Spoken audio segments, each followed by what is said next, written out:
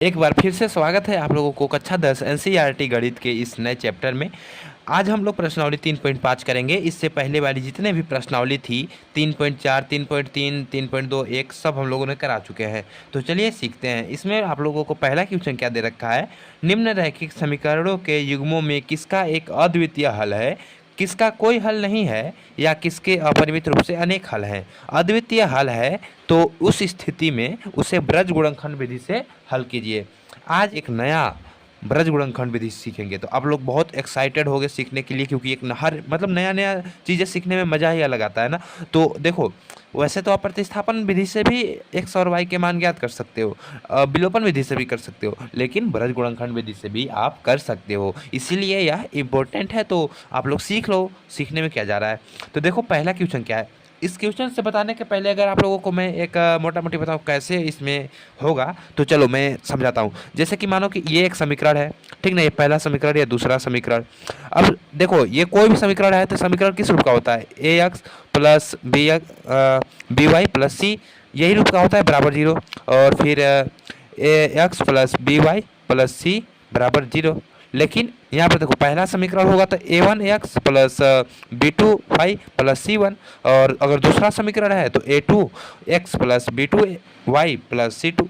देखो पहला समीकरण है तो ए वन, पहचान के लिए जैसे कि आप अगर मानो एक ये लड़का है और एक ये लड़का है, अब दोनों का नाम अगर मान ली मेरा नाम रोहित है तो मेरा नाम रोहित, इसका भी नाम रोहित, अब दोनों का रोहित नाम रख देंगे तो कन्फ्यूजन होगा ना। इसीलिए a one b two c one और a two b two c two, ताकि पहचानने में अच्छा हो। जैसे कि कक्षा में भी अगर कोई क्लास में जैसे कि दो दो तीन तीन एक ही नाम के हैं तो उसको बोलते हैं रोहित वन रोहित टू, इस तरीके से। तो इसलिए इसको मैं समझा रहा हूँ। अगर आप लोगों को ऐसा लग रहा है कि मैं बहुत छोटी छोटी चीज़ें को ध्यान दे करके पढ़ा रहा हूँ तो आप वीडियो को स्किप कर करके भी देख सकते हैं। ओके, तो अब देखो इसमें क्या होता है, यक्स का गुणांक ये वाला है। जैसे कि यक्स है जिससे वो गुणा है उसका गुणांक वही कहलाता है। वाई का गुणांक ये है, सी वन का गुणांक ये है। ये सब तो मैंने पहले ही बता चुका है। अब चलिए मेन टॉपिक बताते हैं कि ब्रज गुणनखंड विधि से होगा कैसे। ये चीज़ें तुम आप लोग प्रतिस्थापन में भी सीखे हो, विलोपन में भी सीखे हो। ब्रज गुणनखंड विधि से हल, ब्रज गुणनखंड विधि से कैसे होगा। देखो ब्रज गुणनखंड विधि से सबसे पहले यक्स लिखो, वाई लिखो और यहाँ पर वन लिखा जाता है। वन कब लिखा जाता है, अगर मान लो जैसे कि कोई समीकरण है, जैसे कि इस रूप का समीकरण दे रखा है, बराबर में जीरो है, तब हम लोग वन रखेंगे। और तीनों मतलब कि तीनों जैसे कि ये एक्स वाई और सी अगर तीनों इधर ही दे रखे हैं लेफ्ट साइड में, तब हम लोग वन लेंगे। और अगर मान लो कि ये वाला इधर दे रखा है तो हम लोग इसको पहले इधर लाएंगे, उसके बाद हम लोग वन रखेंगे। या फिर अगर आप इधर नहीं लाना चाहते तो अगर ये इधर है तो हम लोग यहाँ पर माइनस लगा देंगे। समझे बात। तो हमारा तो अभी ये इधर है इसलिए हम रखेंगे। तो अब एक्स वाई वन, इसका करने के लिए हम सबसे पहले क्या करेंगे कि पहले देखो हमको यक्स का ज्ञात करना है, तो सिंपल क्या करेंगे, यक्स वाले को हम लोग तोप लेंगे, ठीक है, मतलब कि ढाक देंगे, यानी कि इसको मतलब कि छुपा लेंगे, ठीक है, इस तरीके से। तो एक्स वाला का ज्ञात करना है तो इसको छुपा लीजिए, एक्स वाला को ज्ञात करना है इसको छुपा लीजिए। तो अब क्या बचा, बी और बी वन बचा, बी टू बचा और बी वन और बी टू बचा, ठीक है, और फिर सी वन और सी टू बचा। तो अब सिंपल हम लोग क्या करेंगे, इसका क्रॉस मल्टीप्लिकेशन करेंगे। ब्रज गुणनखंड विधि को यही कहवे करते हैं कि क्रॉस मल्टीप्लिकेशन मेथड, ठीक है, क्रॉस मल्टीप्लिकेशन मेथड कहते हैं। तो इसको हम लोग गुणा करेंगे तिरछा तिरछी, तो बी वन और सी टू को गुणा करेंगे। तो देखो यहाँ पर हो जाएगा बी वन यक्स है तो इसके बट्टे में बी वन गुणे सी टू माइनस, ठीक है, बी वन गुणे सी टू, और देखो इसको तो तोप लेंगे और बी वन गुणे सी टू माइनस, उसके बाद इसका गुणा फिर से इसमें करेंगे, ठीक है।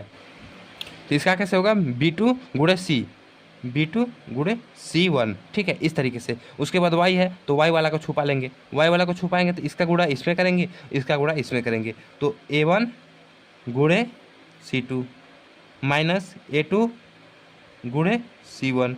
अब वन है तो इस सी को छुपा लेंगे, सी को छुपाएंगे तो क्या होगा, देखो सी को छुपा लिए ये हो गया ए वन गुणे बी टू गुणे माइनस माइनस ए टू गुणे बी वन, ठीक है, इस तरीके से। आई होप समझ में आया होगा। अगर समझ नहीं आ रहा तो क्वेश्चन जब हम लोग लगाएंगे तो आप लोगों को अच्छे से समझ में आ जाएगा। इतना सारा जब हम कर लेंगे तो ये सबको हम लोग बराबर में लिखेंगे, ठीक है, इसको बराबर में लिखेंगे कुछ इस तरीके से। इस तरीके से बराबर में लिखने के बाद हम इसको पूरा सोल्व करेंगे, ये मतलब कि घटा लेंगे गुणा कर लेंगे। ये मैं बता रहा हूँ मतलब कि ओवरले बता रहा हूँ कि आखिर ये कैसे होगा, विधि क्या है इसका, मतलब कि स्टेप बाय स्टेप हम लोग कैसे चलेंगे, इस तरीके से मैं बता रहा हूँ, ठीक है। अगर आप लोगों को अगर बोरिंग लग रहा होगा तो स्किप करके डायरेक्ट सवाल पर जा सकते हो, ताकि अच्छे समझ में आए। सवाल अगर मैं जब कराऊंगा तो बहुत अच्छे से समझ में आएगा आप लोगों को। तो सिंपल देखो, जब इसका मान हम लोगों को ज्ञात हो जाएगा ना, तो यक्स मान एक्स बटे कुछ भी आ सकता है। मान ली एक्स बटे B1 आ गया, बराबर वाई बटे A1 आ गया, बराबर ये 1 बटे कुछ भी आ गया, समथिंग कुछ आ गया 1/2। ठीक है, बस ये कुछ आंसर नहीं है, ठीक ना, ये आंसर नहीं है, बस समझाने के लिए मैं बता रहा हूँ। ये आ गया। उसके बाद सिंपल हम लोग क्या करेंगे, जैसे यक्स का मान निकालना है ना, तो यक्स का मान निकालना है सिंपल। तो जैसे कि इसका मान निकालना है, इसको हम एक बार इसके समान रखेंगे, उसके बाद इसको एक बार समान रखेंगे। जैसे कि यहाँ पर एक लाइन खींचेंगे, तो x/B1 है बराबर में 1/2 रखेंगे एक बार, और फिर y है y/A1 बराबर में 1/2। इस तरीके से हम रखेंगे। उसके बाद इसको इधर से गुणा करा करके इसका सोल्यूशन निकाल लेंगे। इस तरीके से हमारा x और y का मान ज्ञात हो जाएगा। ठीक है, आई होप समझ में आई होगी मैं जो क्या कहना चाहता हूँ। चलो अब डायरेक्ट सवाल करते हैं, उसके बाद आप लोगों को डायरेक्ट समझ में आ जाएगा। लेकिन सवाल हम लोग तभी करेंगे जब उसका अद्वितीय हल होगा। तो अद्वितीय हल हमको पहले चेक करना पड़ेगा कि अद्वितीय हल है या फिर नहीं है। तो हम लोग लिखेंगे हल। ठीक है, हल लिख लिए। अब उसके बाद हम लोग अद्वितीय हल कैसे चेक करते हैं, A1/A2, ठीक है, B1/B2, C1/C2, यही निकालते हैं हम लोग। तो सबसे पहले हम देखते हैं कि अगर मान लीजिए कि ये और ये बराबर है और ये बराबर नहीं है, तो इसका कोई हल नहीं होता है। और अगर ये और ये तीनों बराबर हैं तो इसका समांतर होता है, मतलब कि अनेक हल होते हैं। और जैसे कि ये और ये बराबर नहीं है और ये बराबर होता है, तो हमारा इसका प्रतिच्छेद वाला होता है, मतलब कि अद्वितीय हल होता है। तो चलो इस वाले समीकरण को रख करके देखते हैं। तो यहाँ पर A1 क्या है, A1 है हमारा 1/A2 क्या है, A2 है 3। उसके बाद B1 क्या है, B1 है -3। देखो B1 ये वाला B1 है ना, -3 बट्टे B2 क्या है, -9 बराबर बराबर छोड़ो अभी, हाँ बराबर लगा सकते हैं हम लोग बराबर। ठीक है, बराबर C1 क्या है, -3 बट्टे C2 क्या है, -2। माइनस माइनस खत्म हो जाएगा, माइनस माइनस खत्म, 3 एकम 3, 3 त्रिकी 9। ठीक है, तो ये कुल मिलाकर आ जाएगा 1/3 बराबर 1/3 बराबर 3/2। देखो A1 और A2 तो B1 और B2 के बराबर है। ठीक है, ये बराबर है, लेकिन C1/C2 बराबर नहीं है। तो ये देखो इसका क्या होगा, ये जब इस तरीके से A1/A2 B1/B2 के बराबर है, लेकिन C1/C2 के नहीं है, तो ये होगा अनेक हल। सॉरी, अब कोई हल नहीं। ठीक है, कोई हल नहीं, कोई हल नहीं। तो इसका जब कोई हल नहीं है तो हम लोग इसको यहीं पर हमारा सवाल हो जाएगा और हम लोग आगे चलेंगे, क्योंकि हम लोगों को सवाल में बोला गया है कि अद्वितीय हल होगा तभी हम लोग हल ज्ञात करेंगे। ओके, तो समझ में आया कि कैसे हुआ। हम लोग चेक किए हैं यहाँ पर कि A1/A2, B1/B2 और C1/C2 को रख करके हम लोग चेक किए क्या यह जो ये वाला आप लोगों को सारणी याद होगा। देखो मैं स्क्रीन पर शो कर दे रहा हूँ, यही सारणी है। इस सारणी को आप लोग याद कर लेना, ठीक है। उसके बाद आप लोगों को कोई दिक्कत नहीं होगा। सब बस आप लोगों को मिलाना है कि अगर हल है तो हम लोग उसको ज्ञात करेंगे, हल नहीं है तो नहीं ज्ञात करेंगे। नेक्स्ट क्वेश्चन देखते हैं। तो नेक्स्ट क्वेश्चन है 2x + y = 5 और 3x + 2y = 8। ये है समीकरण 2 और ये है समीकरण 1। ठीक है, अब हम लोग सबसे पहले जांच करना है, अगर यह अद्वितीय हल होगा तो इसको हम लोग हल करेंगे, वरना इसको छोड़ के स्किप करके आगे बढ़ेंगे। तो जांच करने के लिए हम सबसे पहले लिखेंगे हल। हल करने के बाद लिखेंगे A1/A2, B1/B2, C1/C2। ठीक है, अब सिंपल A1 क्या है, A1 देखिए यहाँ पर ये है, यानी कि 2/A2 क्या है 3, B1 क्या है 1। देखो y के स्थान पर कोई नहीं है, मतलब कि 1 है, तो 1/B2 क्या है, B2 के साथ क्या है प्लस का 2 है, तो यह 2 है। C1 क्या है, देखो C1 ये बराबर के इधर दे रखा है। अगर ये चीज़ इधर रहता तो ये माइनस के 5 होता और इधर 0 रहता। इसी तरीके से 8 अगर इधर रहता लेफ्ट साइड में तो ये माइनस का 8 होता और इधर 0 होता। पक्षांतर करना तो आता है ना आप लोगों को। तो ठीक इसी तरीके से ये -5 और ये -8 होता। तो सिंपल C1 क्या है -5 और C2 क्या है, C2 है हमारा -8। अगर आप माइनस नहीं लेना चाहते तो सिंपल सा जो हम लोग 1 लेंगे, x/समथिंग और y/समथिंग इक्वल टू हम लोग जो 1 लेते हैं प्लस का, उसको माइनस में ले लीजिए तो हमारा काम हो जाएगा। लेकिन हम उतना खिचखिच क्यों करें। तो अब सिंपल सा देखिए, इस लोगों को हम लोग बराबर देखते हैं। ठीक है, तो माइनस माइनस तो कट जाएगा पूरे। तो ये आएगा 2/3 बराबर 1/2 बराबर 5/8। अब देखें यहाँ पर कोई भी चीज़ बराबर है, 2/3 1/2 के बराबर नहीं है, 1/2 5/8 के बराबर नहीं है। तो यानी कि यहाँ पर कोई भी चीज़ बराबर नहीं है। तो यहाँ पर इसका जो क्या होगा, अद्वितीय हल होगा। अद्वितीय हल, ठीक है। तो अब जब इसका अद्वितीय हल आ चुका है तो अब हम इसको सॉल्व करेंगे। इसका अद्वितीय हल है, इसीलिए हम इसको करेंगे बृहद गुणनखंड विधि से सॉल्व। तो देखिए आप इसको दो तरीके से सॉल्व कर सकते हैं। इस वाले इक्वेशन को या तो आप इस तरीके से बना लीजिए कि आप इसे पक्षांतर करके 2x + y और प्लस में यह है इधर को आएगा तो ये हो जाएगा माइनस में 5 बराबर में हो जाएगा 0। तो इसको इस तरीके से बना लीजिए, ठीक है। और इसको बना लीजिए 3x + 2y और ये प्लस के 8 इधर आएगा तो हो जाएगा माइनस के 8 बराबर 0। इसको समीकरण 1 समीकरण 2 इस तरीके से। मैं क्या कहना चाहता हूँ यहाँ तक तो स्पष्ट रूप से समझ में आ चुका होगा आप लोगों को। अब देखिए इसमें दो कंडीशन होती है, जैसे कि इसमें होता है x बराबर y बट्टे में 1 मान लीजिए, बट्टे में 1 बराबर 1 होता है, ठीक है। लेकिन जब आप ये वाला लोगे तो ये बराबर में -1 आएगा, और जब आप ये वाला लोगे तो यहाँ पर x बराबर y बराबर सिर्फ और सिर्फ 1 आएगा, प्लस का 1, ठीक है। इसके बट्टे में ये वाली संख्या होती है, गुणा गुणा होता है। चलो अभी मैं ये तो भी समझाने के लिए था, इसका पर फोकस मत करो अभी, ठीक है। ये अभी फोकस मत करो, क्योंकि ये मैंने जस्ट समझाने के लिए बोला था कि अगर इस साइड से लोगे तो माइनस का 1 लेना है, और अगर इस तरीके से पक्षांतर करके लोगे तो प्लस का 1 लेना है। ओके, तो हम लोग डायरेक्ट लेते हैं, माइनस का 1 ले लेंगे हम लोग। तो इस वाले मेथड से हम लोग करते हैं, ठीक है। तो यहाँ पर देखो पहले लिख लो, पहले हम लोगों को इस क्या करना पड़ेगा, यक्स बट्टे में इसके बट्टे में क्या करना है, तिर्यक गुणा का होता है। देखो बृहद गुणनखंड विधि का नाम ही है, बृहद गुणनखंड विधि का नाम है cross multiplication method, cross multiplication method, ठीक है। इस तरीके से तो इसमें क्या होता है कि आप लोगों को मैंने बताया था जैसे शुरू में, उसी तरीके से सेम होता है। तो सबसे पहले देखो यक्स वाला का ज्ञात करना है ना, यक्स का जब ज्ञात करना है तो हम यक्स वाले को तोप लेंगे कुछ इस तरीके से। अब यहाँ पर यक्स देखो तोपा चुका है। हमेशा याद रखना कि अगर जिसको आप तोपोगे उसका हमेशा ये राइट साइड, जैसे कि ये इसको हमने तोपा, इसकी राइट साइड ये वाला संख्या है तो इसको बोलेंगे b1, और ये है b2, और ये है c1, ये है c2। तो b1 का गुणा हमेशा c2 में होगा, और उसके बाद b2 का गुणा c1 में होगा। ये मत करना c2 गुणे b2 या फिर b2 गुणे c1 पहले कर देना, गलती हो जाएगा, ठीक है। प्लस माइनस का गलती हो जाता है। तो b1 का गुणा हम लोग c2 में करेंगे। तो सबसे पहले b1 का गुणांक देखो क्या है, 1 है, तो 1 लिख लेंगे। उसके बाद ये देखो नीचे क्या है, 2 है, तो 2 लिख लेंगे। मैं इस बार अभी समझा रहा हूँ आप लोगों को, उसके बाद आप लोग खुद से समझना, ठीक है।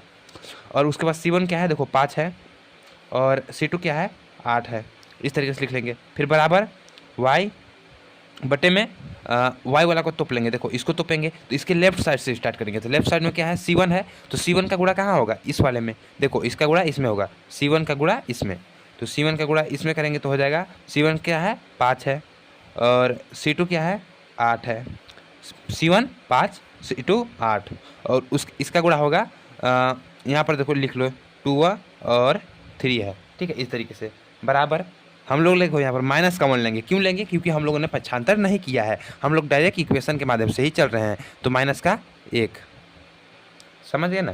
तो माइनस का 1 लेंगे, फिर बट्टे में इसको तोप लेंगे, इसको तोप लेंगे तो इसका गुणा हो जाएगा b2 में, यानी कि a1 गुणे b2 होगा। तो a1 क्या है, a1 है 2 3, और b1 है 1 और 2। ओके, इस तरीके से आई होप समझ में आया होगा। एक्स वाले को ज्ञात करने के लिए सबसे पहले एक्स वाले को तोप लीजिए। एक्स वाले को तोप लेंगे तो ये हम लोगों का इसका गुणा हो जाएगा, इसका गुणा हो जाएगा। फिर वाई वाला का तोप लेंगे तो इसका और इसका गुणा हो जाएगा, इसका और इसका गुणा हो जाएगा। फिर c1 वाला को तोप लेंगे तो इसका और इसका गुणा हो जाएगा, इसका और इसका गुणा हो जाएगा। ओके, तो चलो अब गुणा करते हैं। तो सबसे पहले हम लोग गुणा करेंगे, तो इसका गुणा इसमें, इसका गुणा इसमें।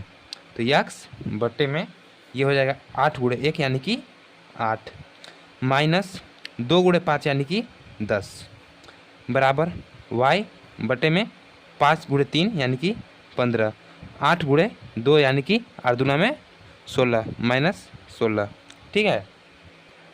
और फिर माइनस का 1 बटे में 2 दूनी 4 और 3 एकम 3 माइनस 3, यानी कि कुल मिलाकर इसका आ जाएगा यक्स बटे माइनस का 2 बराबर y बटे माइनस का 1 बराबर -1 बट्टे 4 में से 3 जाएगा तो 1।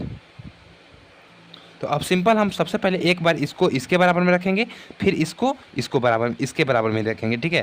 तो यक्स बट्टे में माइनस का 2 बराबर में 1 बट्टे -1 बट्टे 1, और फिर y बट्टे -1 बराबर में -1 बट्टे 1। अब इसका गुणा तिरछा तिरछी कर दीजिए कुछ इस तरीके से। तो यक्स का गुणा 1 में होगा तो x और बराबर -2 गुणे -1 यानी कि प्लस का 2, तो x बराबर 2 आ गया। अब y का गुणा 1 में कीजिए तो y बराबर 1 ठीक है, y गुड़े 1 यानी कि y, और -1 गुड़े -1 यानी कि प्लस का 1। तो x बराबर 2 और y बराबर 1। इस तरीके से इसका आंसर आ गया है। अब चलिए नेक्स्ट क्वेश्चन देखते हैं। आई होप आप लोगों को समझ में आया होगा। नहीं समझ में आया तो प्लीज़ ये हमारा व्हाट्सअप नंबर है या फिर ये हमारा इंस्टाग्राम है, ठीक है, आप इस पर डायरेक्ट मैसेज कर सकते हो।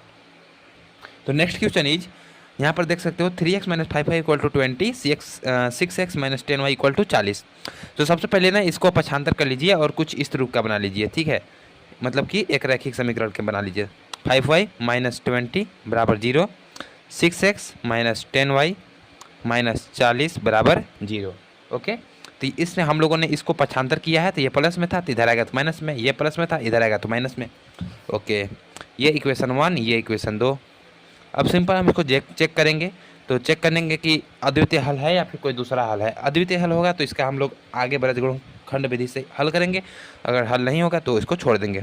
ओके, सबसे पहले A1/A2 होता है, B1/B2 होता है, फिर C1/C2 होता है, और फिर देखना पड़ता है कि कौन बराबर है और कौन बराबर नहीं है।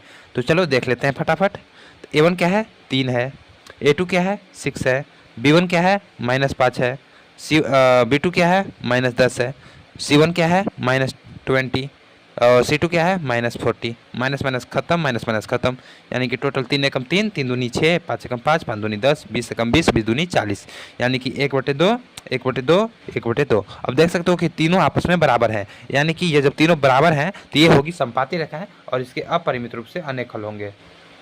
अपरिमित रूप से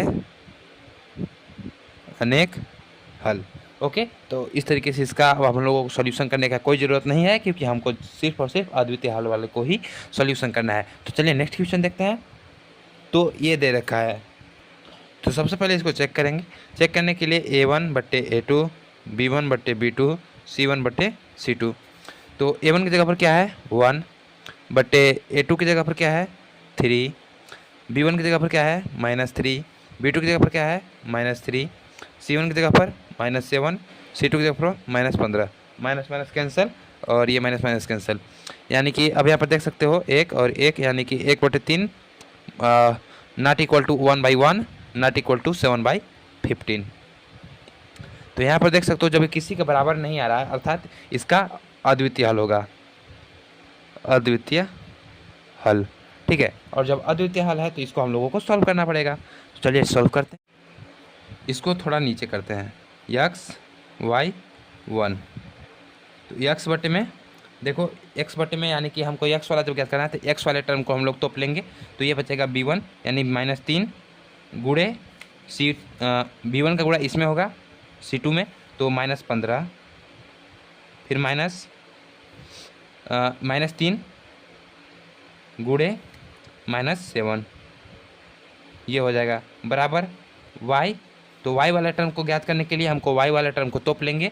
तो इसको तोप लिए तो ये बचा देखो, हमेशा इस इधर वाले टर्म से गुणा करेंगे, ठीक है। इसको तोपेंगे तो ये वाला का गुणा इसमें करेंगे, ना कि ए वाला का गुणा इसमें करेंगे, ठीक है, नहीं तो गलती हो जाता है, समझे बात। तो ये होता है C1, तो C1 का गुणा करेंगे तो -7 गुणे इसका गुणा इसमें करेंगे 3, फिर माइनस लगाएंगे, फिर -15 C2 का गुणा A1 में, गुणे A1 क्या है, 1 है, बराबर 1। तो 1 वाले टर्म को मून लेंगे, इसको मूनेंगे तो इसका गुणा इसमें कराएंगे, यानी कि 1 गुणे -3, ठीक है, फिर माइनस आ जाएगा और फिर इसका गुणा इसमें कराएंगे तो 3 गुणे -3। ओके, अब चलिए सॉल्व करते हैं इसको फटाफट। तो x के बट्टे में आ जाएगा -15 गुणे -3 यानी कि 45, और फिर -3 गुणे 7 यानी कि 17 21 प्लस का, लेकिन यहाँ पर माइनस है तो माइनस का 21, बराबर y बट्टे में 7 गुणे 3 यानी कि -21, और फिर माइनस के 15 गुणे 1 यानी कि -15, और माइनस माइनस प्लस के 15, बराबर 1 बट्टे में -3, और फिर -3 गुणे -3 यानी कि प्लस के 9, फिर x बट्टे में 24 बराबर y बट्टे में प्लस के 15 और माइनस के 21 यानी कि माइनस के 6, बराबर 1 बट्टे में प्लस का 6। अब एक बार इसके बराबर रखिए, फिर इसको इसके बराबर रखिए। तो x बट्टे में 24 बराबर 1/6, फिर y बटे में -6 इक्वल टू 1/6। तो यक्स यानी 6x बराबर 24, यक्स बराबर 24/6। 6 1 जा 1 और 6 1 जा 6 और 6 4 जा 24। तो यक्स बराबर 4, एक्स बराबर 4 आ गया। और सेम इसी तरीके से इसका गुणा इसमें, इसका गुणा इसमें। 6y बराबर -6, y बराबर -6/6, 6। तो y बराबर -1, y बराबर -1 आ गया। ओके, तो x बराबर 4, y बराबर -1 आ गया है इसका आंसर। अब चलिए नेक्स्ट क्वेश्चन देखते हैं। क्वेश्चन दूसरा कह रहा है a और b के किन मानों के लिए निम्न रैखिक समीकरणों के युग्म के अपरिमित रूप से अनेक हल होंगे। ठीक है, ए और बी का हम लोगों को मान ज्ञात करना है, बाकी हम लोग अपने आप निकाल लेंगे। ठीक है, अनेक हल होंगे अपरिमित रूप से। ओके, तो यहाँ पर देखिए, यहाँ पर हम लोग जब सॉल्व करेंगे ना तो ब्रज गुणनखंड विधि का ही प्रयोग, मतलब कि चैप्टर में ब्रज गुणनखंड विधि सिखाया गया है, लेकिन यहाँ पर देखो कहीं पर भी स्पेशली यहाँ पर नहीं कहा गया है कि आप इस सवाल को ब्रज गुणनखंड विधि से हल करो। तो हम लोग इसमें कोई और विधि भी लगा सकते हैं जो कि हमको आसान लगता है। ओके, लेकिन सबसे पहले आप समझो कि सवाल क्या कह रहा है। किन मान के लिए अपरिमित रूप से अनेक हल होगा। अपरिमित रूप से अनेक हल के लिए टर्म कंडीशन जानते हैं ना, क्या होता है। हल अपरिमित रूप से अनेक हल उनके a1/a2 बराबर b1/b2 बराबर c1/c2। यदि ये होगा तो हमारा अपरिमित रूप से अनेक हल होता है। ओके, तो हम लोग यहाँ पर लिखेंगे, ये वाले टर्म बना देंगे कुछ इस तरीके से। आप लोग लिख सकते हो, दिया है और फिर क्वेश्चन को लिख दीजिएगा। उसके बाद लिखेंगे इससे तुलना करने पर। ठीक है, तुलना करने पर, इससे तुलना करने पर। ठीक है, अब तुलना करने पर हम लोग यहाँ पर निकाल सकते हैं a1 क्या है। देखो यहाँ पर a1 क्या है। a1 हमारा ये वाला समीकरण पहला है, ये समीकरण दूसरा है। a1 क्या है, 2 है। तो यहाँ पर हो जाएगा 2 बट्टे में a2 क्या है, a-b है। ठीक है, a-b है बराबर, ये बराबर है। ठीक है, b1 की जगह पर क्या है, 3 है। b1 3 है। ओके, b2 क्या है, b2 a+b है, a+b बराबर c1 क्या है, c1 7 है। c2 क्या है, c2 देखो यहाँ पर 3a+b-2 है। यही है ना। ठीक है, यही है। अब सिंपल सा देखो, यहाँ पर ज़्यादा कुछ करना नहीं है। ठीक है, हम लोगों को तुरंत पता चल जाएगा। कैसे पता चलेगा, पहले हम लोग 2 इक्वेशन बनाएंगे, 2 इक्वेशन बनाने के बाद उसको हल कर देंगे। ओके, तो देखो हम लोग जो ब्रज गुणनखंड विधि से सोल्व करके लाते हैं तो इस तरीके का आता है। तो हम क्या करेंगे, एक बार इसको इसके बराबर में रखेंगे, फिर इसको इसके बराबर में रखेंगे, मतलब कि इसी के बराबर में रखेंगे। ठीक है, जैसे हम लोगों ने सिखाया है। तो एक बार इसको बराबर में रखते हैं, तो स्थिति 1, तो 2/a-b बराबर 7 बट्टे में 3a+b-2। ओके, तिर्यक गुणा कर दीजिए। तिर्यक गुणा करने पर आप लिख भी सकते हो या फिर नहीं भी लिख सकते, आपकी मर्जी। तो इसका गुणा करेंगे तो ये हो जाएगा 2 × 3a+b-2 बराबर 7 × a-b। ओके, अब इसका गुणा कीजिए तो 2 3 6a + 2b-4 बराबर 7a-7b। ओके, अब इसको पक्षांतर कर लीजिए तो 6a माइनस, देखो ये प्लस के 7 इधर को है तो इधर आएगा तो माइनस के 7 है, और प्लस 2b, और ये माइनस के 7b उधर को है, इधर को आएगा। ये इधर जब आएगा तो ये प्लस का 7b हो जाएगा, प्लस का 7b और माइनस के 4 बराबर में 0। ओके, अब देखो माइनस के 7 है और प्लस के 6 है, तो यहाँ पर बचेगा माइनस के a और प्लस के 7b और प्लस के 2b यानी कि प्लस के 9b -4 = 0। यहाँ से हम लोग क्या करते हैं कि माइनस कॉमन ले लेते हैं, तो माइनस a कॉमन लेंगे तो ये हो जाएगा प्लस का a और ये हो जाएगा माइनस का 9b और ये हो जाएगा प्लस के 4 = 0, और ये माइनस इधर को चला जाएगा तो यानी कि हो जाएगा हमारा टोटल a - 9b प्लस के 4 बराबर 0। ये बन गया इक्वेशन नंबर 1। सॉरी, इक्वेशन 1 तो यहाँ पर था, तो ये बन गया इक्वेशन नंबर 3। अब लिखते हैं स्थिति नंबर 2। स्थिति 2। ठीक है, स्थिति 2 क्या है, देखो 3/a + b बराबर 7/3a + b - 2। ओके, चलो इसका फटाफट मल्टीप्लाई करते हैं। तो यहाँ पर लिख सकते हैं तिरिया गुणा करने पर, तो तिरिया गुणा करोगे तो देखो 3 × 3 यानी कि 9 है, 3 × 3 9 है, प्लस 3 × b यानी कि 3b, और 3 × आप इस तरीके से मैंने जो बताया ना इक्वेशन 1 में उस तरीके से कर सकते हो। मैं देखो डायरेक्ट कर रहा हूँ, 3 × 3 यानी 9 है, 3 × b यानी कि 3b, और 3 × -2 यानी कि -6 बराबर 7ba प्लस 7b।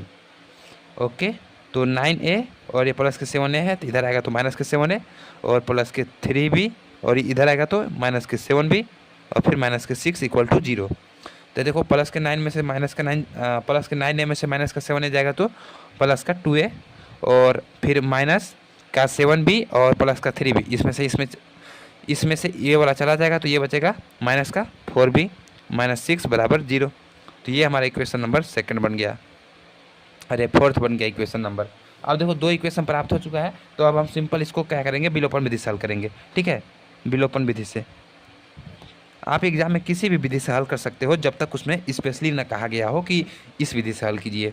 तो a - 9b + 4 = 0 और 2a - 4b - 6 = 0 बट्टे इसको वाला बराबर कर लेते हैं, तो इसमें 2 से गुणा कर देते हैं। ठीक है, तो 2 से गुणा कर देंगे तो ये क्या हो जाएगा, ये हो जाएगा 2a माइनस, ठीक है ना, इसको देखो यहाँ पर इसमें समीकरण 1 में 2 से गुणा कर देंगे, समीकरण 1, अरे समीकरण थर्ड में 2 से गुणा करने पर, समीकरण थर्ड में 2 से गुणा करने पर 2a - 18b प्लस का 8 बराबर 0, फिर 2a माइनस का 4b प्लस माइनस का 6 बराबर 0। इसमें से इसको घटा देंगे, तो घटाने पर घटाएंगे तो चिन्ह बदल जाएगा, तो माइनस प्लस प्लस, तो ये कट जाएगा, और माइनस के 18 में से प्लस का 4 जाएगा तो माइनस के 14b, और ये है प्लस का 8 और ये है प्लस का 6 यानी कि प्लस के 14। ठीक है, तो अब सिंपल इसको क्या कर सकते हो, देखो यहाँ पर देख लो इसको, माइनस के 14b बराबर 14, देखो ये प्लस में था, इधर को आएगा तो ये हो जाएगा माइनस के 14। ठीक है ना, मैं कैसे किया, पक्षांतर कर दिया हूँ इसका 0 रख करके। देखो 14 भी है, ये प्लस का है, इधर को जाएगा तो ये माइनस में हो जाएगा, सेम चीज़। तो b बराबर माइनस के 14 और बट्टे में माइनस के 14 यानी कि b बराबर 1। और जब b बराबर 1 आ गया तो b का मान किसी भी एक समीकरण में रख दीजिए। तो मैं b का मान समीकरण 2 में रख देता हूँ। ठीक है, तो b का मान समीकरण 2 में रखने पर b का, नीचे लिखिए आप लोग, b का मान समीकरण 4 में रखने पर, 4 में रखने पर समीकरण 4 क्या है, समीकरण 4 है 2a - 4b - 6, 2a - 4b - 6 = 0। तो 2a - 4 गुणे b के 1 है, b का 1 और -6 बराबर 0 यानी कि 2a - 4 - 6 = 0। तो 2a और -10 बराबर 0 यानी कि 2a बराबर के माइनस के 10 इधर को आएगा तो ये हो जाएगा प्लस का 10। तो कुल मिलाकर के a बराबर हो जाएगा, a बराबर 10/2 यानी कि a बराबर 5। ठीक है, समझ में आया होगा, ये यहाँ से अलग है और ये यहाँ से अलग है। ओके, तो इस तरीके से ये हमारा आंसर हो चुका है। अब चलिए नेक्स्ट क्वेश्चन देखते हैं। बहुत आसान था, आप लोग स्टेप बाय स्टेप समझे होंगे तो समझ आ चुका होगा।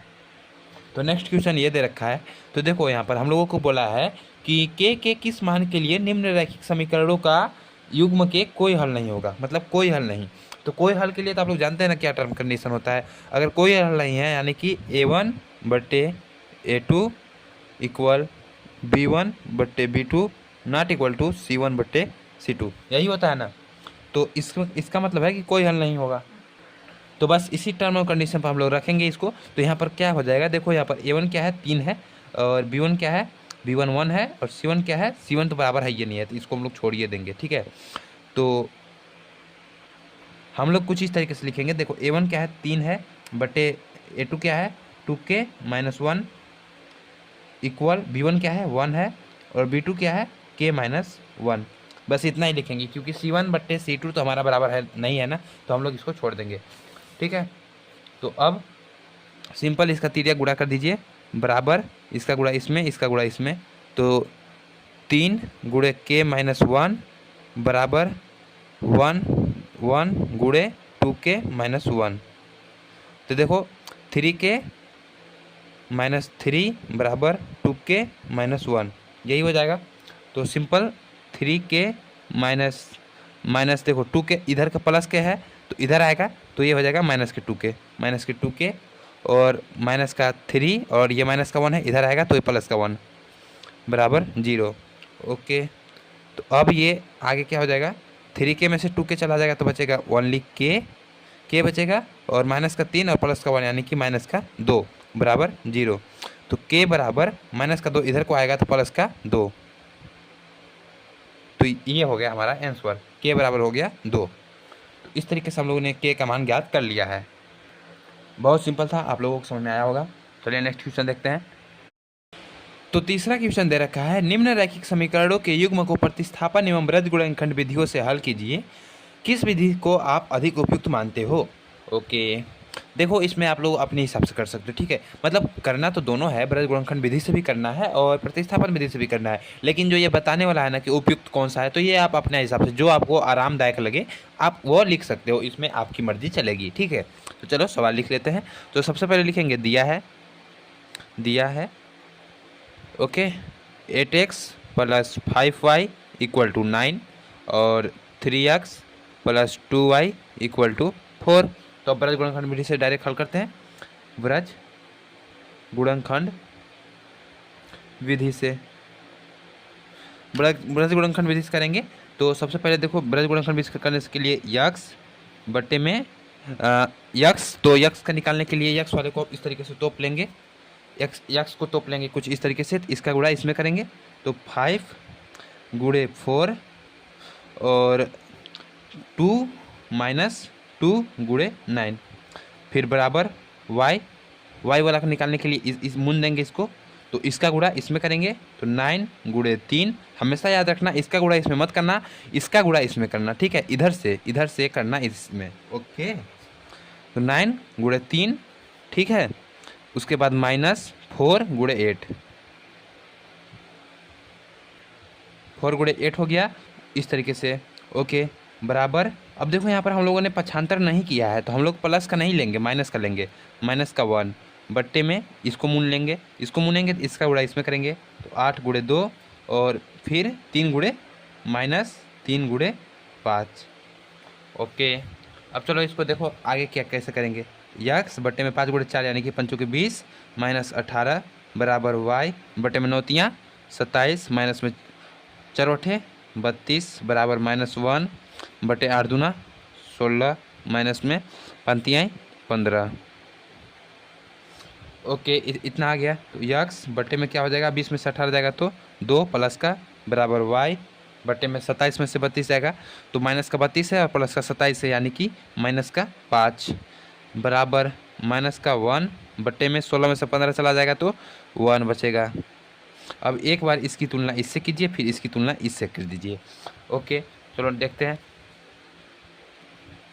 तो यक्स बट्टे 2 बराबर में माइनस 1 बट्टे 1 और फिर वाई बट्टे माइनस 5 बराबर में माइनस 1 बट्टे 1।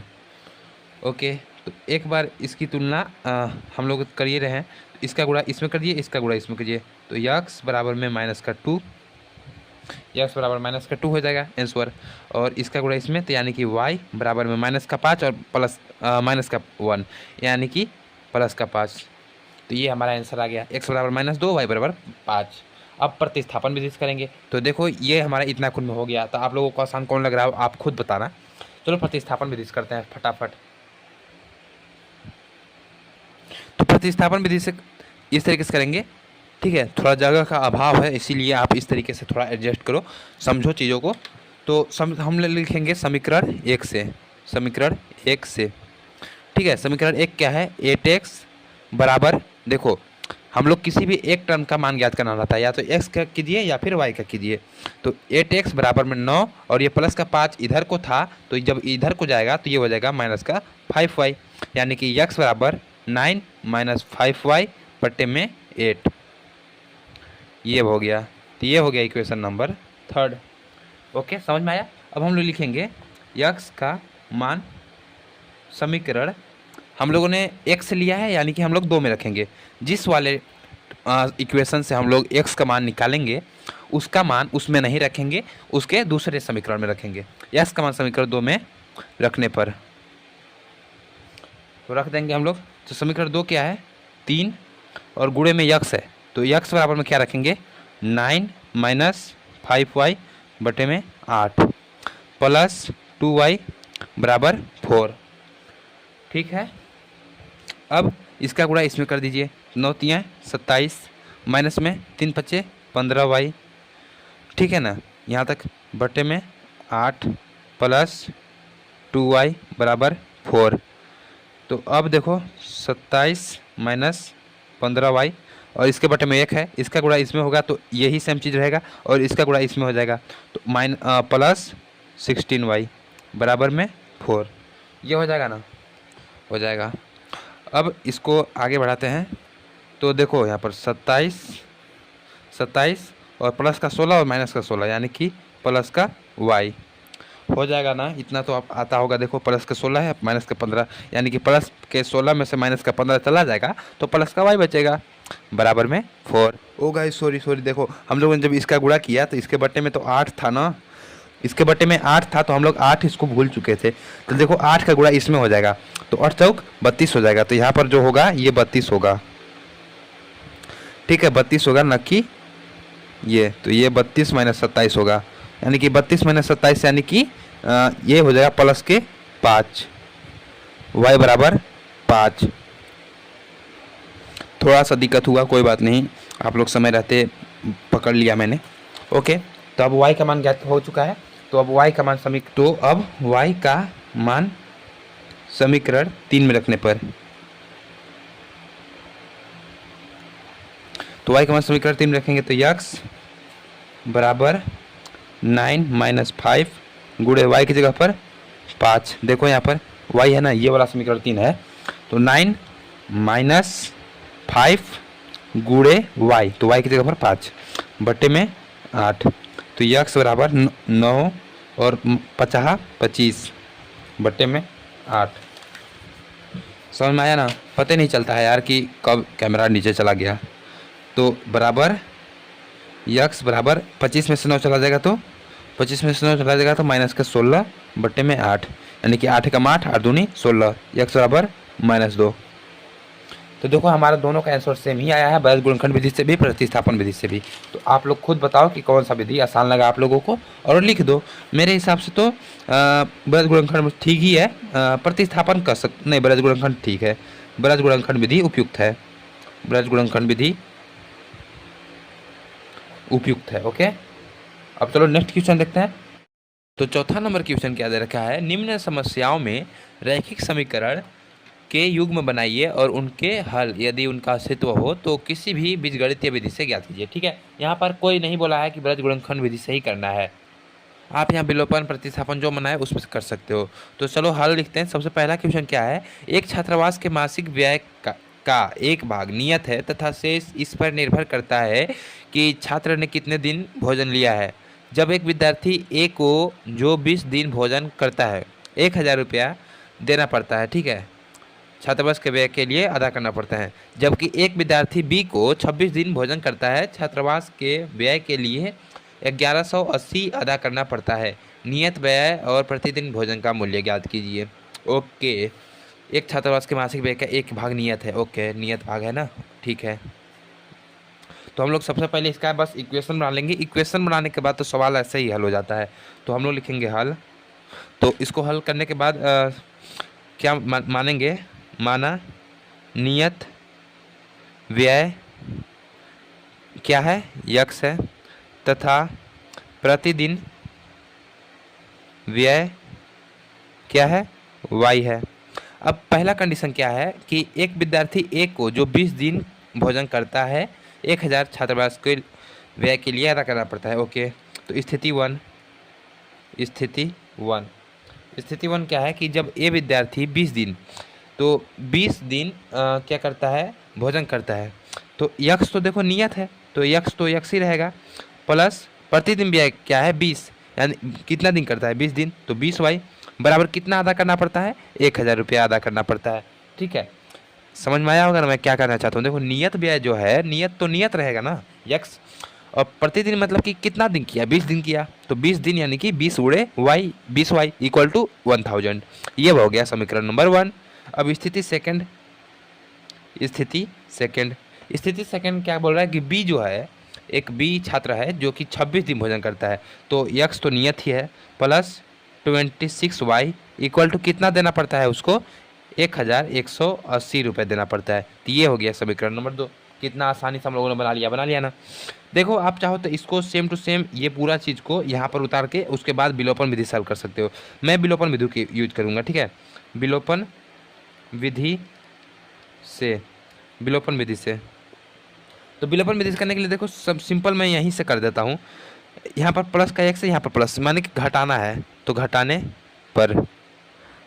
पर क्या होता है कि चिन्ह बदल जाते हैं, तो प्लस है तो माइनस, प्लस है तो माइनस, प्लस है तो माइनस। ओके, तो ये कट जाएगा।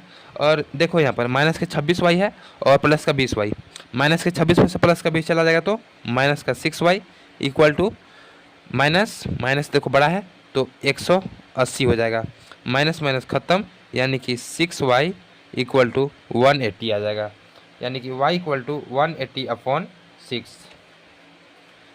6 एकम 6 छत्री 18, यानी कि y इक्वल टू 30, आ गया। तो अब सिंपल सा y का मान किसी भी एक समीकरण में रख दीजिए। मैं y का मान समीकरण 1 में रखता हूँ। y का मान समीकरण 1 में रखने पर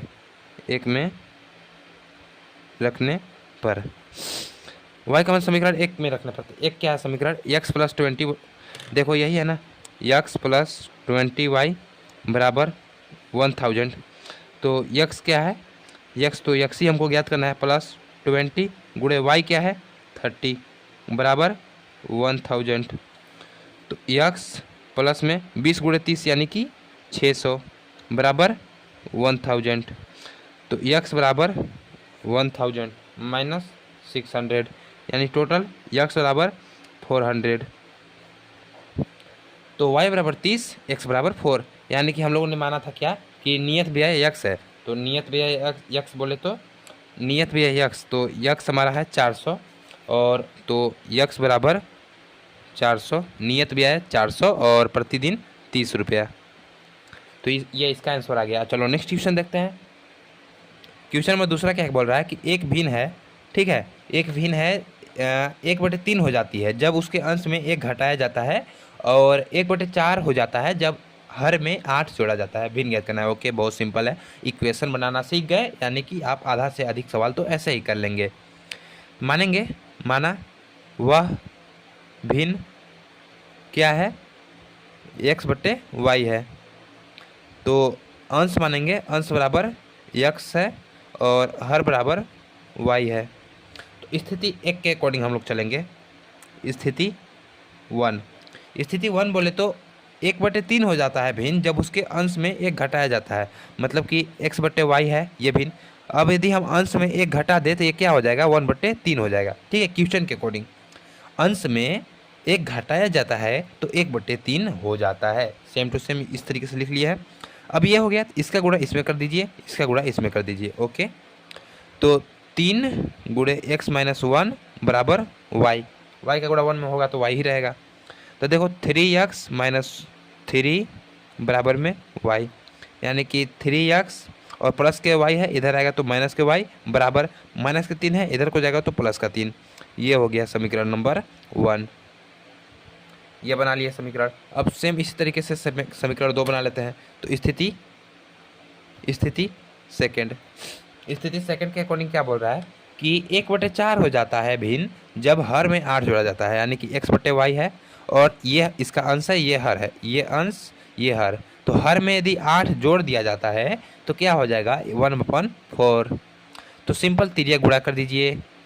ओके, तो तिर्यक गुणा करेंगे तो 4x बराबर y + 8 गुणे 1, यानी कि y + 8 ही रहेगा। तो 4x प्लस के y है तो इधर आएगा तो माइनस के y बराबर प्लस का 8। ये हो गया समीकरण नंबर 2। अब सिंपल सा देखो हमारे पास दो इक्वेशन प्राप्त हो चुके हैं। तो अब हम लोग क्या करेंगे, विलोपन विधि से, या आप अपने अकॉर्डिंग किसी भी विधि से हल कर सकते हो। तो 3x माइनस वाई बराबर 3, 4x माइनस वाई बराबर 8। हम लोग क्या करेंगे, घटा देंगे। घटाने पर बस एक वाला जो टर्म, कोई भी एक टर्म हो घटना चाहिए, मतलब कि उसको काटना है पूरा पूरा। देखो घटा देंगे तो यहाँ पर प्लस हो जाएगा, सॉरी यहाँ पर माइनस हो जाएगा, यहाँ पर प्लस हो जाएगा, यहाँ पर माइनस हो जाएगा, तो ये तो कट गया। तो माइनस के 4x और प्लस का 3x, तो ये हो जाएगा माइनस का x बराबर माइनस का 8 प्लस का 3, ये हो जाएगा माइनस का 5। माइनस माइनस खत्म, x बराबर 5, x बराबर 5 हो जाएगा। एंड x का मान समीकरण 1 में रख दीजिए या 2 में रख दीजिए। x का मान समीकरण 1 में रखने पर, 1 में रखने पर, ठीक है। तो समीकरण 1 क्या है, 3x plus sorry minus y अपो बराबर 3। 3 गुणे x की जगह पर 5, 3 गुणे 5 माइनस वाई बराबर 3, 3 पचे 15 माइनस वाई बराबर 3, यानी कि y माइनस के y बराबर 3 माइनस के 15, कुल मिलाकर के माइनस वाई बराबर -12, माइनस माइनस खत्म, y बराबर 12। ओके, तो इस तरीके से इसका आंसर आ गया है लगभग में। तो लगभग में हमको भिन्न ज्ञात करना है। तो भिन्न की जगह पर देखो x बराबर 5, x बटे वाई यही भिन्न है ना। तो x की जगह पर क्या है, x की जगह पर 5 है, y की जगह पर 12, तो भिन्न हमारा 5 बटे 12 हो जाएगा आंसर, उत्तर। ओके, तो चलो नेक्स्ट क्वेश्चन देखते हैं, बहुत सिंपल था। नेक्स्ट क्वेश्चन है, यश ने एक टेस्ट में 40 अंक अर्जित किए, ठीक है, अर्जित मतलब प्राप्त किए। जब उसे प्रत्येक सही उत्तर पर 3 अंक मिले तथा अशुद्ध उत्तर पर 1 मार्क की कटौती हुई। यदि उसे सही उत्तर पर 4 अंक मिलते हैं तथा अशुद्ध उत्तर पर 2 अंक कटते हैं तो यश 50 अंक अर्जित करता है। टेस्ट में कितने प्रश्न थे? बहुत सिंपल है। देखो टोटल यहाँ पर क्वेश्चन दे, तो मतलब कि क्वेश्चन बता रखा है कि प्रत्येक सही उत्तर पर 3 अंक मिलता है और कम उत्तर पर, मतलब कि गलत उत्तर पर 1 अंक की कटौती होती है। तो हम लोग सिंपल गलत और सही का संख्या ज्ञात करेंगे और फिर दोनों को मिला करके जोड़ देंगे। अगर गलत उत्तर और सही उत्तर का संख्या को जोड़ दिया जाए तो प्रश्न हमारा निकल जाएगा। ओके, तो चलो करते हैं। तो सबसे पहले हम लोग मानेंगे कि माना सही उत्तर लिखेंगे, हम लोग हल लिखेंगे, हल। सही उत्तर की संख्या x है, गलत उत्तर की संख्या y है। तो स्थिति 1 के अकॉर्डिंग, कंडीशन 1, स्थिति 1 के अकॉर्डिंग कि प्रत्येक सही उत्तर पर 3 अंक की तथा अशुद्ध उत्तर पर 1 अंक की, यानी कि 3x, और अगर गलत हुआ तो गलत उत्तर क्या है, y, तो गलत हुआ यानी कि नेगेटिव मार्किंग, मतलब कि ऋणात्मक, यानी कि माइनस के y बराबर में यश ने एक टेस्ट में 40 अंक अर्जित किए, ठीक है, 40 अंक मिला। तो पहला कंडीशन है 40 अंक, जब उसे 3x यानी कि सही उत्तर पर 3 मिला और अशुद्ध उत्तर पर 1 अंक की कटौती हुई, तो 40 मिला। तो ये हो गया इक्वेशन नंबर 1। इक्वेशन 1 हो गया, होगा ना, समझ में आया होगा मैं जो कहना चाहता हूँ। देख सकते हो कि 40 अंक अर्जित हुआ है प्रत्येक सही उत्तर पर, मतलब सही उत्तर यानी कि धनात्मक, तो यहाँ पर धनात्मक का 3x ले लिए, गलत उत्तर यानी कि ऋणात्मक नेगेटिव मार्किंग, तो माइनस का y बराबर 40। ओके, स्थिति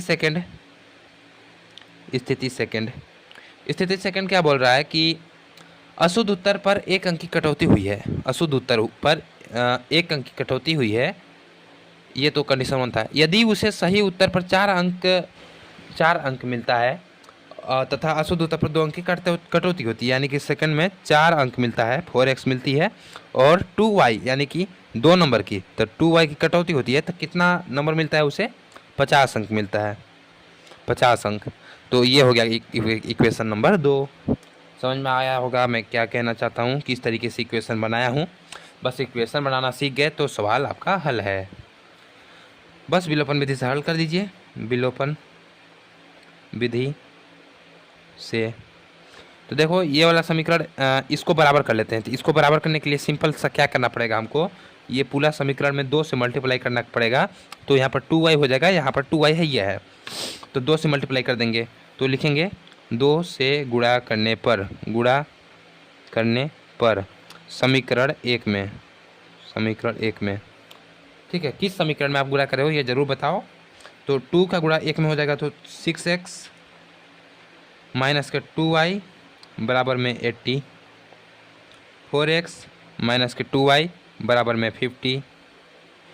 देखो अब हम लोग क्या करेंगे, घटाएंगे, घटाने पर, तो घटाने पर चिन्ह बदल जाएगा, तो प्लस है तो माइनस, प्लस माइनस, ये कट जाएगा, प्लस का 6 माइनस का 4 यानी कि प्लस का 2x बराबर प्लस का 80 माइनस का 50 यानी कि 30, x बराबर 30/2, 2 एकम 2, 2 15, तो x बराबर 15, x बराबर 15 हो गया। अब x का मान कोई भी एक समीकरण में रख दीजिए, तो x का मान समीकरण 2 में रख के देखते हैं। x का मान समीकरण 2 में रखने पर 4 गुणे x की जगह पर 15, डायरेक्ट देखो समीकरण 2 ये है तो इसके जगह पर रखते हैं 4 है, x है तो x की जगह पर 15 माइनस 2y बराबर 50, 15 गुणे 4 यानी कि 15 चौके 60 माइनस 2y बराबर 50, माइनस के 2y बराबर 50 प्लस के 60 इधर आएगा तो माइनस के 60 यानी कि माइनस के 2y बराबर माइनस के 10, माइनस माइनस कैंसल, तो ये कुल मिलाकर के हो जाएगा y बराबर 10/2, 2 एकम 2, 2 पचे 10, y बराबर 5। तो कुल मिलाकर के जो हमारा सही उत्तर x है, x बराबर 15 आ गया है और गलत उत्तर y बराबर 5। तो x बराबर 15, y बराबर 5। तो इस हिसाब से देखो सही उत्तर 15 है और गलत उत्तर 5 है। तो टोटल प्रश्न क्या हो जाएगा, गलत उत्तर की संख्या प्लस सही उत्तर की संख्या यानी कि 15 + 5 यानी कि 20।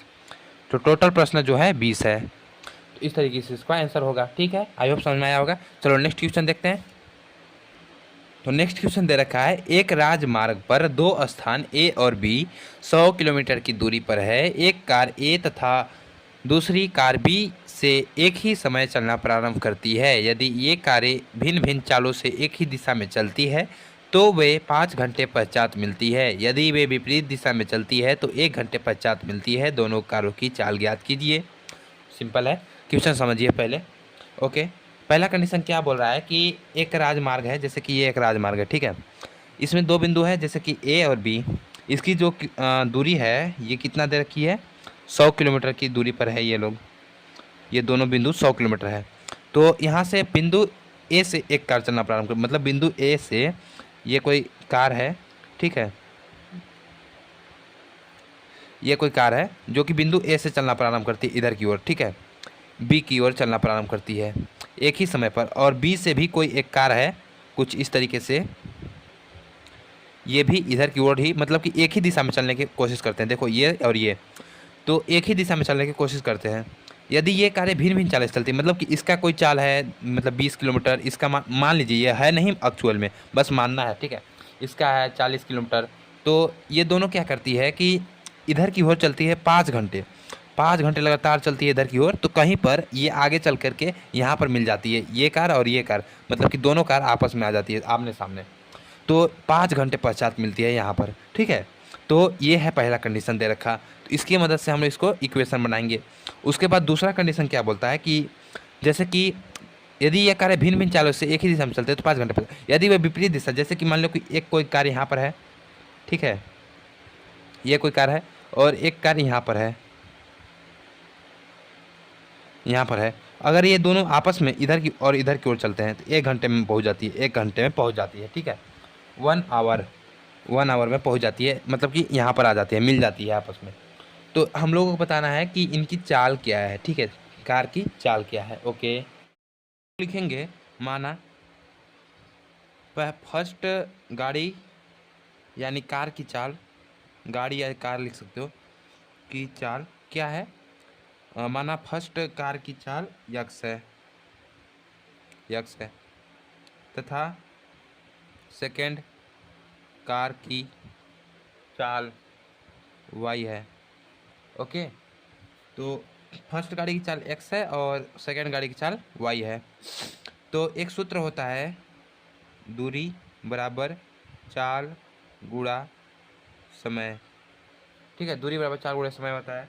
तो स्थिति एक के लिए हम देखेंगे,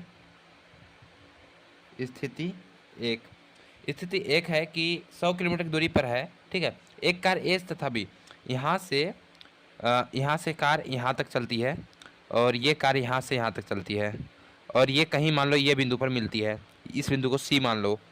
तो यहाँ से यहाँ तक की दूरी जो है ये 100 किलोमीटर है, 100 किलोमीटर है।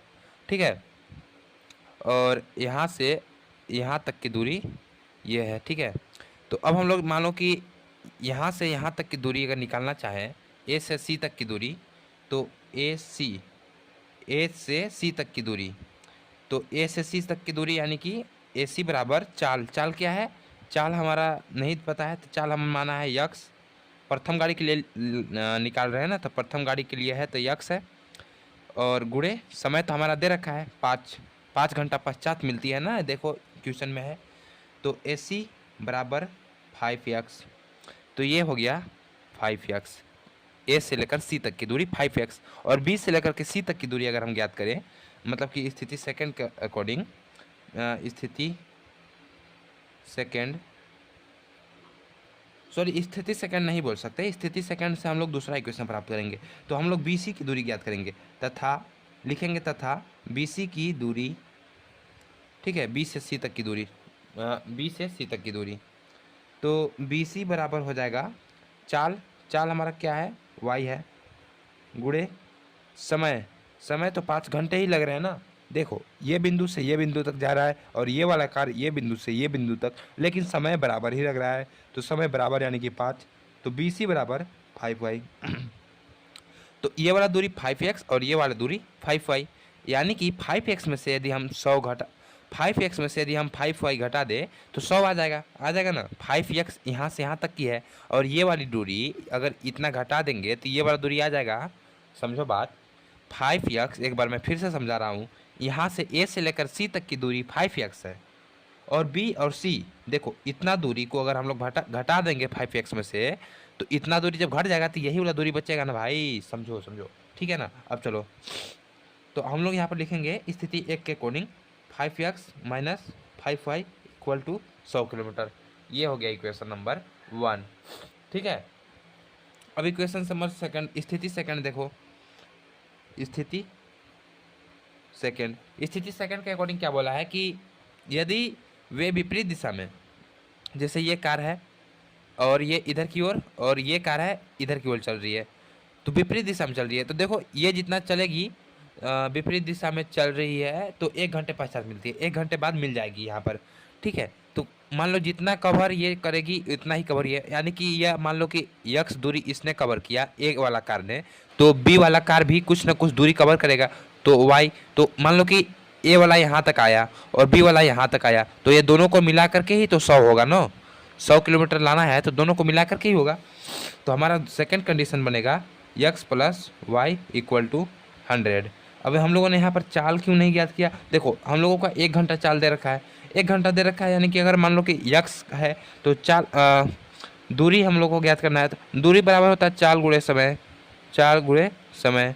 तो चाल तो जानिए रहे कि हमारा चाल मल में नहीं है, तो चाल हमारा यक्स है, गुणे समय क्या है, समय 1 घंटा यानी कि यक्स। और इसी तरीके से सेकेंड वाई गुणे 1 हो जाता है, यानी वाई गुणे 1 हो जाता यानी कि वाई। तो सेम टू सेम इसी तरीके से हम लोग डायरेक्ट लिख दिए, तो इसको मानेंगे समीकरण नंबर 2। अब सिंपल है, विलोपन विधि से हल कीजिए, विलोपन विधि से, तो 5x minus 5y equal to 100। Equation number 2 में हम लोग 5 से गुणा कर देंगे, क्या करेंगे, 5 से गुणा कर देंगे, मल्टीप्लाई बाई 5, तो 5 से गुणा कर देंगे तो ये हो जाएगा 5x और प्लस 5y इक्वल टू 5 गुणे 100 यानी कि 500। अब हम घटा देंगे या जोड़ देते हैं, जोड़ने पर तो जोड़ेंगे तो ये कट जाएगा, और 5 5 10x बराबर 100 प्लस 500 600, यक्स बराबर 600/10, 1 0 से 1 0 खत्म, यानी x बराबर 60। तो x बराबर 60। और y का मान निकालेंगे तो y का मान निकालने के किसी भी एक समीकरण में मान रखेंगे, तो हम लोग समीकरण 1 में रख देते हैं। समीकरण 1 ये है ना, तो समीकरण 1 में x का मान रखने पर समीकरण x क्या है, 5x minus 5y equal to 100, यही है। तो 5 गुणे 60 माइनस 5y इक्वल टू 100, 6 पचे 30 यानी कि 300, 5y बराबर 100 यानी कि माइनस के 5y इक्वल टू 100, और ये प्लस का है इधर को आएगा तो माइनस का 300, यानी कि ये हो जाएगा बराबर माइनस के 5y बराबर माइनस के 200, ये कट जाएगा माइनस माइनस, बराबर y बराबर 200 बट्टे में 5, 5 से कम 5, 5 के 20, तो y बराबर 40। तो x बराबर 60 और y बराबर 40 आ गया है। तो हम लोगों ने पहला गाड़ी का चाल जो था, पहला कार की चाल x बराबर क्या है, 60 है। तो x बराबर 60 किलोमीटर प्रति आवर, और दूसरा कार की चाल y बराबर 40 किलोमीटर प्रति आवर। तो इस तरीके से इसका आंसर हो गया। आई होप समझ में आया होगा। नहीं समझ में आया तो कमेंट कर देना, मैं फिर से मेहनत कर लूँगा आप लोगों के लिए तो कुछ भी। चलो नेक्स्ट क्वेश्चन देखते हैं, लास्ट क्वेश्चन है एक। तो नेक्स्ट क्वेश्चन है, एक आयत का क्षेत्रफल 9 वर्ग कम हो जाता है यदि उसकी लंबाई में क्या करते हैं, 5 इकाई कम कर दी जाती है, और चौड़ाई 3 इकाई बढ़ जाती है। यदि उस लंबाई में 3 इकाई और चौड़ाई को 2 इकाई बढ़ा दे तो क्षेत्रफल 67 वर्ग हो जाता है। ओके, देखो बार करेंगे। तो विमाएँ हमको ज्ञात करना है, आयत की विमाएँ। ओके, तो मानेंगे लंबाई, आप लोग हल लिखिएगा। माना आयत की लंबाई क्या है, x है, और चौड़ाई क्या है, y है। ठीक है, चौड़ाई y है, यानी कि लंबाई हो गया x, चौड़ाई y। ये देखो एक आयत है कुछ इस तरीके से। अब कंडीशन बाय कंडीशन चलते हैं। तो तथा क्षेत्रफल बराबर जानते हो ना कि लंबाई गुणे चौड़ाई। तो लंबाई क्या है, x गुणे y, यानी कि xy, ये हो गया क्षेत्रफल। ठीक है, इतना समझ में आया। आयत का लंबाई x मान लिया, माना आयत का लंबाई x और चौड़ाई y है, और क्षेत्रफल xy है। ठीक है, अब सिंपल हम लोग क्या करेंगे, कंडीशन 1 के अकॉर्डिंग स्थिति फर्स्ट।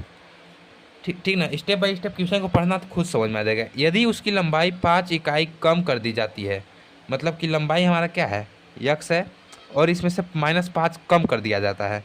देखो, कम करना मतलब कि -5, लंबाई में से -5 को कम कर दिया गया, और चौड़ाई को क्या किया जाता है कि 3 इकाई बढ़ा दिया जाता है। तो इनटू हो जाएगा, चौड़ाई क्या है, y, और यहाँ पर क्या हो रहा है कि 3 इकाई बढ़ा दिया जा रहा है, तो y प्लस 3। तो बराबर में क्या हो जा रहा है कि क्षेत्रफल 9 वर्ग कम हो जा रहा है, मतलब कि xy में 9 का कमी हो जा रहा है। ठीक ना, तो यही हमारा मतलब कि होगा, और इसको सॉल्व करेंगे तो इक्वेशन प्राप्त होगा। देखो अब इसका गुणा कर दो, सिंपल सा गुणा है। क्या करते हैं कि पहले x का गुणा y में करते हैं, तो यानी कि xy, तो x का गुणा y में हो जाएगा, तो ये हो जाएगा xy, और फिर इसी x का गुणा 3 में हो जाएगा, तो ये हो जाएगा प्लस का 3x। फिर -5 का गुणा y में होगा, तो माइनस के 5y, और फिर इसी -5 का गुणा 3 में होगा, यानी कि -15 बराबर xy माइनस के 9। तो सिंपल है, xy और ये प्लस का xy, इधर को जब ये पक्षांतर होकर इधर को आएगा तो ये हो जाएगा माइनस के xy, हो जाएगा ना। फिर प्लस का 3x है ये, और फिर माइनस के 5y माइनस के 15, और ये माइनस के 9 है। इधर जब इधर आएगा तो ये प्लस के 9 हो जाएगा, इक्वल टू 0। ओके, देखो प्लस का x और माइनस का x, ये कट जाएगा दोनों। फिर ये हो जाएगा 3x और माइनस के 5y, और फिर -15 और प्लस का 9 यानी कि -6 बराबर 0। ये हो गया। तो यहाँ पर इक्वेशन होगा 3x - 5y बराबर में प्लस का 6। इसका पक्षांतर करके उधर भेज देंगे। ये हो गया इक्वेशन नंबर 1। ओके, अब स्थिति सेकंड के अकॉर्डिंग चलेंगे। स्थिति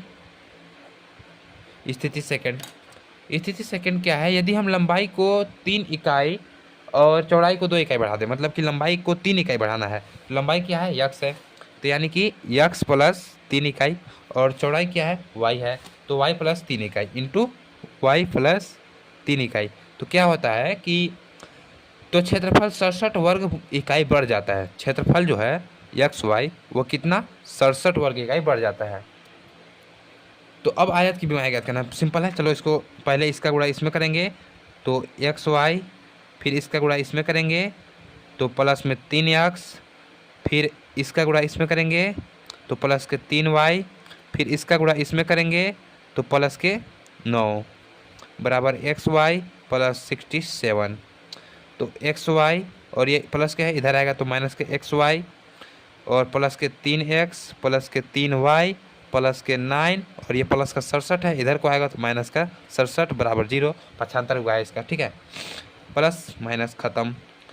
प्लस के 3x तो 3x प्लस के 3y और 67 में से 9 चला जाएगा तो क्या बचेगा? ये हो जाएगा अपना 58, ठीक है। तो -58 = 0। तो 3x प्लस 3y बराबर प्लस के 58। इक्वेशन नंबर 2 सिंपल विलोपन विधि से हल कीजिए। तो विलोपन विधि से विलोपन समीकरण 1 क्या है? 3x - 5y = 6, 3x plus 3y = 58। घटा देंगे, घटाने पर ये क्या हो जाएगा? घटा देंगे तो ये हो जाएगा माइनस, ये हो जाएगा माइनस, ये हो जाएगा माइनस, ख़त्म। और माइनस के 5 और माइनस के 3 यानी कि माइनस के 8y बराबर 58 में से 6 चला जाएगा तो माइनस के 52। तो y माइनस माइनस ख़त्म, y = 52/8।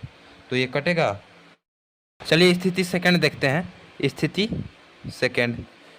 सेकंड क्या बोल रहा है कि यदि हम लंबाई को 3 इकाई और चौड़ाई को 2 इकाई बढ़ा दें, यानी कि लंबाई हमारा x है और इसको 3 इकाई बढ़ा देते हैं, और चौड़ाई हमारा y है, इसको 2 इकाई बढ़ा देते हैं, तो ये कितना हो जाता है? क्षेत्रफल में 67 वर्ग इकाई बढ़ जाता है। तो क्षेत्रफल एक्स वाई प्लस 67। तो इसका गुणा इसमें कर दीजिए तो एक्स वाई, फिर इसी का गुणा इसमें कर दीजिए तो प्लस में 2x, फिर इसका गुणा इसमें कीजिए प्लस के 3y, फिर इसका गुणा इसमें कीजिए तो प्लस के 6 = xy प्लस 67। अब xy है और ये इधर का है, तो इधर आएगा तो पक्षांतर होगा तो माइनस का xy, और प्लस में 2x है, प्लस 3y है, प्लस में 6 है, और ये प्लस का 67 इधर आएगा तो माइनस का 67 बराबर 0। प्लस का माइनस का ख़त्म। 2x प्लस 3y और माइनस के 67 और प्लस के 6 यानी कि माइनस के 61 बराबर 0। तो 2x प्लस 3y इधर पक्षांतर करके इधर को भेजेंगे तो ये हो जाएगा प्लस का 61। ये हमारा इक्वेशन बन गया, इक्वेशन नंबर सेकेंड। तो पहला इक्वेशन है हमारा 3x - 5y = 6। हम लोगों को 2 इक्वेशन प्राप्त हो चुका है। यह है पहला इक्वेशन, यह है दूसरा इक्वेशन। तो सिंपल हम इसको विलोपन विधि से हल करेंगे, विलोपन विधि से। तो दूसरा इक्वेशन लिख लेते हैं 2x प्लस 3y = 61। किसी भी एक समीकरण को बराबर कीजिए। बराबर करने के लिए हम इसमें 2 से गुणा कर सकते हैं समीकरण 1 में, और समीकरण 2 में 3 से गुणा कर सकते हैं, तो ये वाला टर्म बराबर हो जाएगा। तो लिखिए आप लोग यहाँ पर समीकरण 1 में 2 से गुणा करने पर तथा समीकरण 2 में 3 से गुणा करने पर। तो ये हो जाएगा हमारा 2 से गुणा हो जाएगा तो 6x माइनस 10y = 12, 6 गुणे 2 यानी 12 बराबर 6x प्लस 3 3 9y = 3 एकम 3 छत्री 18। ये हो जाएगा। अब हम लोग घटा देंगे, घटाने पर तो घटाएंगे तो चिन्ह बदल जाएगा, ये कट जाएगा। -10 और -9 यानी कि -19y बराबर -183 और +112 प्लस का 12 तो कितना हो जाएगा 1 और 7 1 यानी कि माइनस के, तो माइनस माइनस खत्म। y बराबर 171/19 तो 19 निकम 19 तो यहाँ पर देखो 19 अरे यार 19 9 171 होता है ना, तो 9 बार आएगा तो y बराबर 9, y बराबर 9 हो जाएगा। तो अब y बराबर 9 आ गया है, तो अब सिंपल सा किसी भी एक समीकरण में इसका मान रख दीजिए। समीकरण 1 में रखते हैं, y का मान समीकरण 1 में रखने पर समीकरण 1 क्या है 3x - 5y = 6, 3x - 5 × 9 बराबर 6, 3x - 9 × 45 बराबर 6, 3x बराबर 6 और माइनस के 45 इधर आएगा तो प्लस के 45, 3x बराबर 51, x बराबर 51/3, 3 एकम 3 17 तो x बराबर 17। तो कुल मिलाकर के जो विमाएँ थी हमारा, लंबाई को हम लोगों ने क्या माना था, लंबाई x बराबर 17, चौड़ाई y बराबर 9, तो ये हमारा आंसर आ गया। आई होप आप लोगों को समझ में आया होगा। इस चैप्टर को पढ़ाने में मुझे बहुत मेहनत लगा है गाइज, प्लीज़ एक लाइक कर देना यार। बहुत मेरे को पहले खुद रिसर्च करना पड़ता है, क्योंकि अभी तो मैं प्रॉपर सर्जी हूँ नहीं, क्योंकि मैं भी अभी बीएससी सेकेंड ईयर में हूँ मैथ से, तो थोड़ा बहुत दिक्कत होती है, क्योंकि हर व्यक्ति किसी भी सब्जेक्ट को पूर्ण रूप से नहीं जानता। चाहे आप कितना भी विद्वान क्यों न बन जाए, कोई ना कोई ऐसा सवाल ज़रूर होगा जो आपको अटका देगा। तो कहीं कहीं पर गलतियाँ हो जाती है, आप लोग थोड़ा बहुत ध्यान रखा कीजिए। बाकी मैं तो है ही हूँ यहाँ पर आप लोगों की सेवा में। चलिए मिलते हैं नेक्स्ट 3.6 में। Okay bye.